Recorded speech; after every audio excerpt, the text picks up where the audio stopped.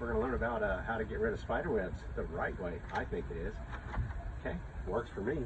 This is the a pull brush.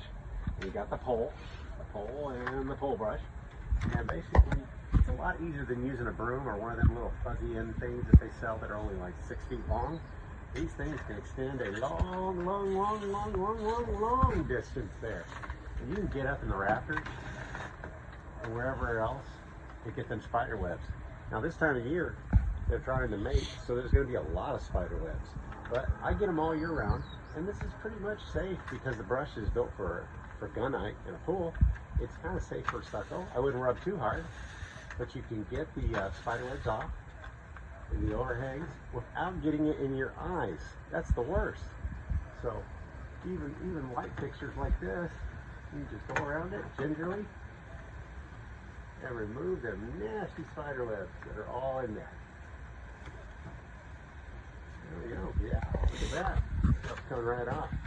So I'm telling you right now, go to your local Lowe's or Home Depot, buy yourself a pull brush, pull pole, and you got yourself a good spider web cleaner. Good luck and God bless. Works for me.